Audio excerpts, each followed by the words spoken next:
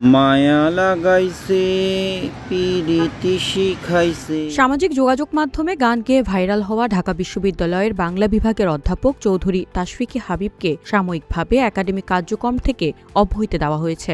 সোমবার রাতে বিশ্ববিদ্যালয়ের সিন্ডিকেটের একটি উচ্চ পর্যায়ের সভায় এই সিদ্ধান্ত নেওয়া হয়। সবার জীবনে প্রেম আসে।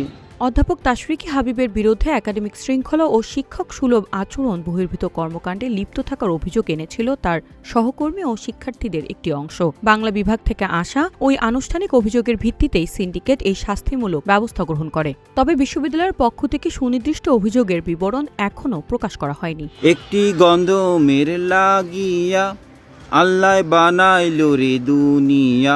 সম্প্রতি শাহ আব্দুল করিম জেমস ও ফজলুর রহমান বাবুর জনপ্রিয় গানগুলো নিজস্ব ও ভিন্নধর্মী সুরে পরিবেশন করে সামাজিক যোগাযোগ মাধ্যমে ব্যাপক আলোচনায় আসেন এই শিক্ষক। নেটিজেনদের একাংশ তার গানের প্রশংসা করলেও ভিন্ন ধারার এই পরিবেশনা নিয়ে তৈরি হয় তীব্র ট্রোল ও সমালোচনা। বিশ্ববিদ্যালয়ের একজন শিক্ষক হিসেবে এমন কন্টেন্ট তৈরি ও প্রচারকে শিক্ষকতার মর্যাদার সাথে সাংঘর্ষিক বলে দাবি করেন অনেক শিক্ষার্থী। উদ্ভূত পরিস্থিতিতে বিশ্ববিদ্যালয়ের ভাবমূর্তি ও একাডেমিক পরিবেশ বজায় রাখতেই এই সিদ্ধান্ত বলে মনে করছেন সংশ্লিষ্টরা। কতজনের কত শত। News desk, green TV digital. স্মৃতির ভারাতুর মগ্নতা আপনাকে ঘিরে বুদবুদ তুলছে মনের অলিন্দে।